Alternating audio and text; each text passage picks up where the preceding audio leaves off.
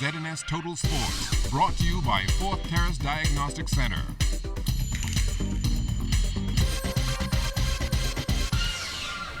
Welcome to sports, everybody. It's a busy weekend for sports here in the capital. The Bahamas Swimming Federation's Nationals got underway yesterday at the Betty Kelly Kenning National Aquatic Center, and already a couple of national records have fallen. Now, with competition running through Sunday, the excitement is expected to build even more over the next couple of days. And one individual the Federation has a keen eye on is Olympian Barons Burrows. He's not competed for the year, at least based on the data we have in the Bahamas Swimming Federation. We're looking forward to him to prove his fitness here and confirm to the Federation that he is in the type of shape he's been in the past. And certainly the times he met last year, those times still stand. The B3A's Senior National Track and Field Championships are running alongside the Swim Nationals this weekend, and we can tell you that while athletes look to book or solidify their spots on the World Championship team, the question will still remain at the end of the weekend as to how many relay teams the Bahamas will be sending to China. Only the men's 4x4 is short of a lane so far, but our women's 4x1 has a good shot as well.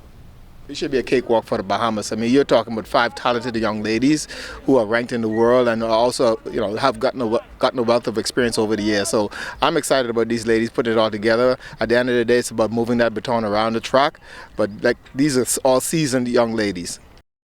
Still talking track and field, the B3A's has named its team for the CAC Age Group Championships July 18th and 19th in Port of Spain, Trinidad. The 11 and 12 girls and boys will be Paige Stewart, Anthea Charlton, Isaiah Farrington, and Devon Johnson.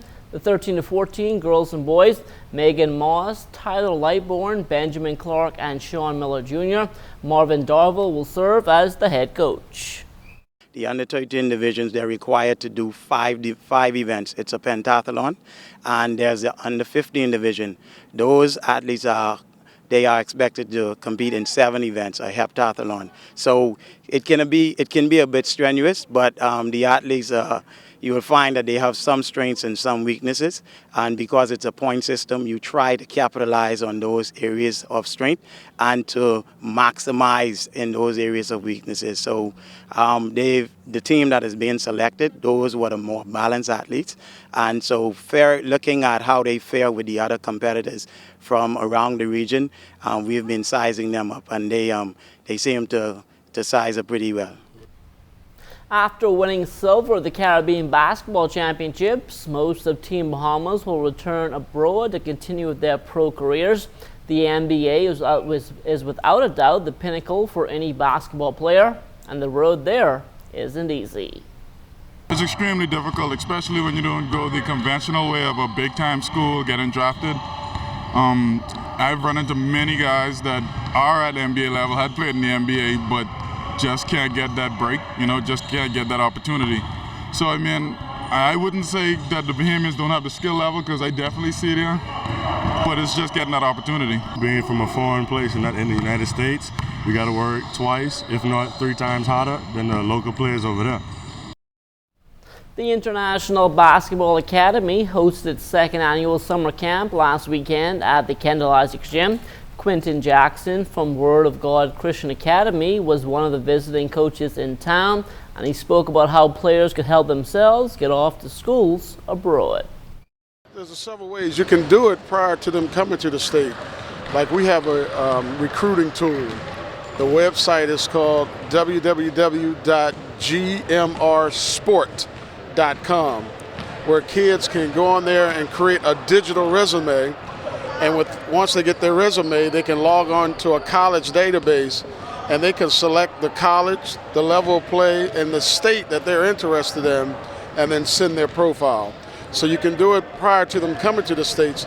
And then when they get to the States, the programs that they go to, most of them already have the relationship with the colleges. So their kids are already being recruited. So they're just going to be joining on programs that already have college exposure.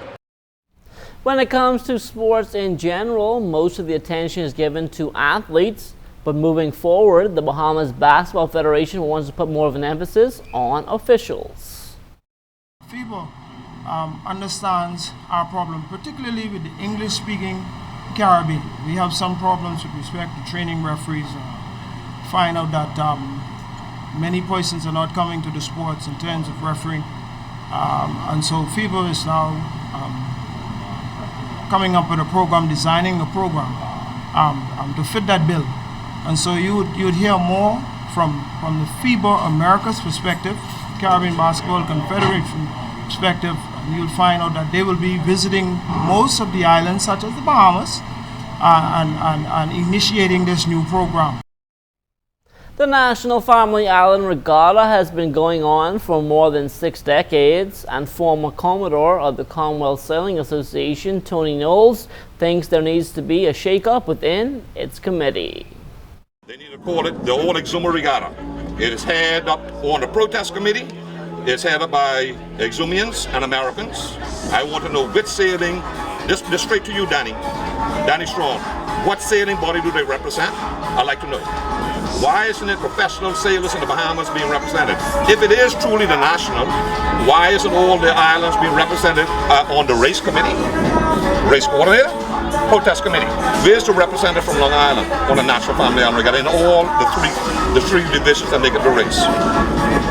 I want to know who's from Long Island, who's from Regattas Island, who's from Andros, who's from Abaco, to make it national. That's why it's the national, you know. This is not the Exuma Regatta. That's not Danny and Clyde money. It's the Bahamians' money. We need standards. Here's the standards. Your committee must be made up of people from all the islands that race, that compete. There are a number of regattas on the schedule within the next month or so. And Minister responsible for regattas, the Honourable V. Alfred Gray, is asking for more assistance from the various committees. I want to invite regatta communities everywhere to think of the sailors when they're booking rooms for them and give them a break to the extent that they're able. When they're selling breakfast, instead of selling breakfast for $15, listen man, give the sailors a break and sell them breakfast for $8 or $10. It may not mean a lot to the vendors to do that. They may feel that they're losing, but they can't lose, because if you have 400 sailors at one regatta and you choose to sell them cheap breakfast, say for $10, that's $4,000 you can make every morning for breakfast alone. And that will do it for sports. Stay tuned. The Bahamas Tonight comes back after the break.